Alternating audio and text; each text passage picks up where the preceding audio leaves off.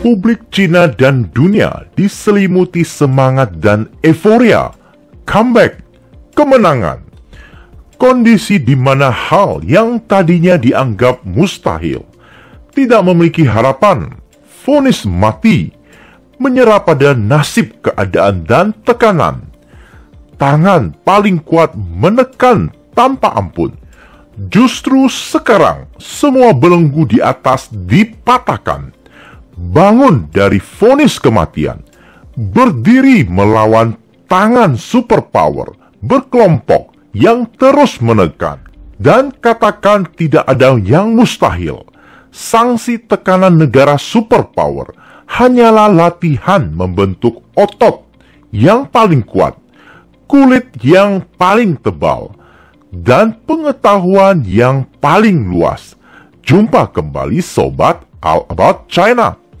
Huawei telah bangkit dari mati suri, bangkit dari vonis mati yang dirancang oleh negara paling superpower, yang paling berkuasa dalam sejarah peradaban. Kelas korporasi pimpinan Ren Zhengfei, yaitu Huawei, bangun dari mati suri selama 3 tahun akibat sanksi dari Amerika di bawah 2 presiden Trump dan Biden, lewat diikuti oleh negara-negara sekutu seperti Eropa, Kanada hingga Australia. Huawei berhasil mengganti lebih dari 13.000 komponen yang diproduksi hingga lisensi luar negeri atau asing dengan buatan lokal dan intellectual property dalam negeri, mendesain ulang 4.000 papan sirkuit, mulai dari operating system, ERP, EDA, software untuk merancang, compiler, sistem data, bahasa sendiri, sampai pada SoC. Kebangkitan Huawei sebenarnya adalah sebuah role model atau motivasi bagi kita semua, juga bagi negara-negara global south, kelompok negara ketiga, negara berkembang, negara yang rentan dan selalu didikte, diperlakukan demikian misalnya lewat sanksi. Kita pun bisa bangkit asal tekad yang kuat, mau asal kita semua memiliki jiwa pahlawan. Vonis kematian Amerika kepada Huawei adalah by design. Tahun 2018 hingga 2019, penjualan Huawei sudah di atas Apple. Ekspansi Huawei merambak pada chip komputasi AI. Namun hal yang paling fundamental ketika Huawei mendominasi paten jaringan nirkabel generasi berikutnya yang justru Amerika belum ada, mengancam supremasi Amerika. Kok bisa? Ketika dunia harus mengganti jaringan komunikasi yang lama dengan yang baru, maka ada hal yang paling mengancam. Selain loyalty, yaitu privilege, yaitu penyadapan. Amerika terbukti berkali-kali menyadap pemimpin negara. Bahkan sekutu di Eropa pun disadap. Mantan Presiden SBY pun tak luput dari penyadapan. Berkat akses teknologi rahasia yang mereka gunakan, namun yang menggunakan jaringan Huawei akan terluput dari penyadapan. Justru fitnah penyadapanlah yang digunakan Amerika untuk menghentikan Huawei. Maling teriak maling, maka Huawei harus dieliminasi.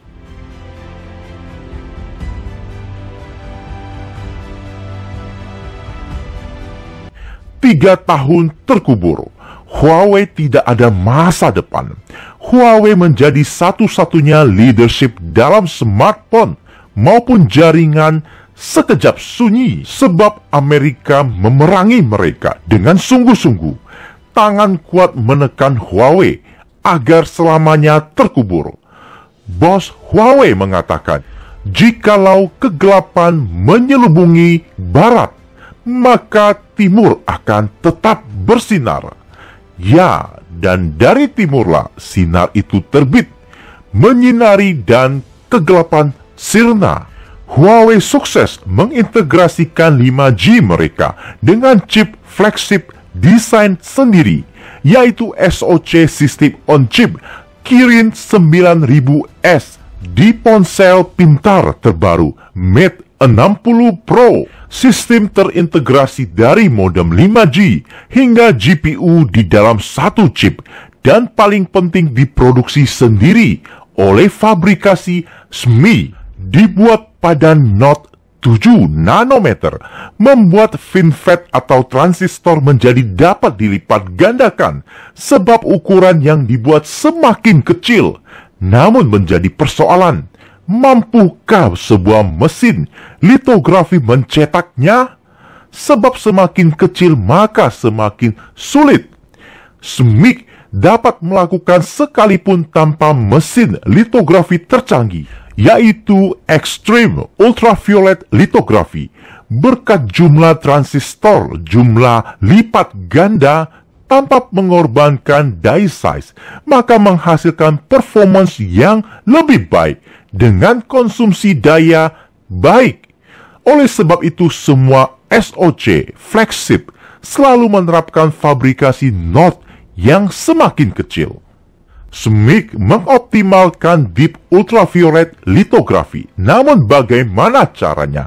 Sebab belum ada fabrikasi yang melakukan pengecoran 7 nanometer menggunakan DUV. Sekelas TSMC, Samsung menggunakan EUV. Bagaimana caranya? Awalnya sebagian kelompok beranggapan SMIC menggunakan metode penumpukan atau dual core superposisi, yaitu 14 nanometer ditumpuk menjadi 2 sehingga memberikan jumlah transistor dan kemampuan kalkulasi setara Note 7 nanometer. Namun setelah di tear down alias dibongkar, memang 7 nanometer, sama seperti yang diproduksi oleh TSMC dengan mesin litografi tercanggih EUV. Bahkan iterasi berikutnya sangat mungkin mencapai 5 nanometer. Bagaimana caranya? Sulap yang masih dirahasiakan oleh SMIC yang saat ini cukup membingungkan kelompok ahli.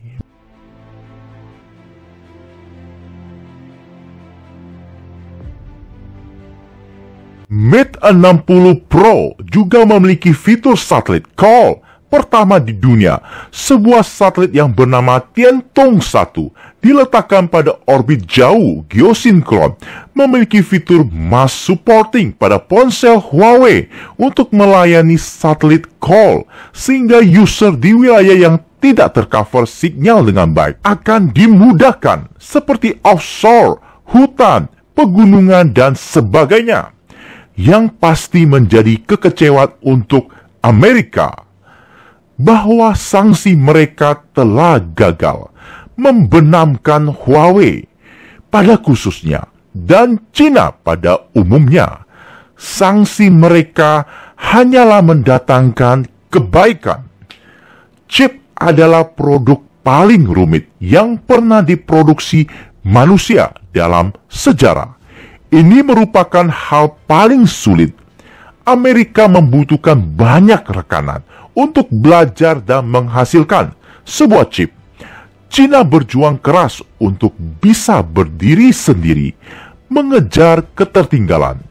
7 nanometer adalah chip teknologi tahun 2019, sehingga SMIC dan Huawei masih tertinggal 2 generasi dari fabrikasi TSMC dan Samsung yang sudah mulai memproduksi 3 nanometer, dan mereka sudah melirik 2 hingga 1 nanometer.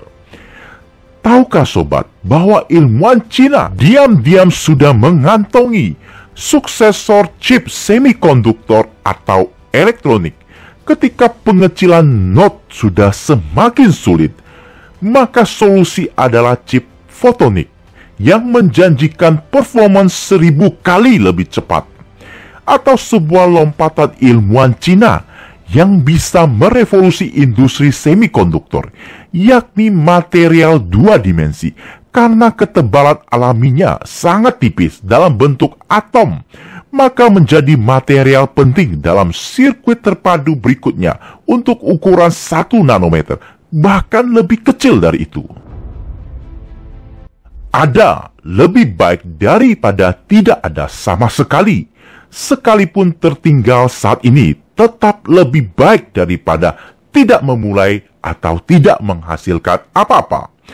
Permintaan chip di pasar Cina maupun global beberapa tahun terhambat oleh perang chip tersebut, membuat harga chip naik berkali lipat, ekosistem yang terganggu, dunia menderita kerugian. Huawei, SMIC, dan Cina sudah memulai, andai masih belum dapat bersaing di teratas, setidaknya kelangkaan chip yang menyebabkan melonjaknya harga di pasaran global dapat teratasi. Seperti deja vu, Amerika blokade GPS, Cina buat sendiri yaitu Peidao. Amerika blokade Cina di stasiun internasional, Cina buat sendiri yaitu Tiangong. Nah, kali ini juga sama. Huawei, SMI, dan Cina telah melalui kesulitan yang hebat. Kini dalam posisi mandiri penuh, mereka telah memberikan dunia contoh menang melawan pengekangan. Selanjutnya akan selalu ada negara atau korporasi yang mengikuti kesuksesan mereka. Indonesia, mari! Terima kasih sobat, sudah meluangkan waktunya. Jumpa di topik selanjutnya. Salam All About China.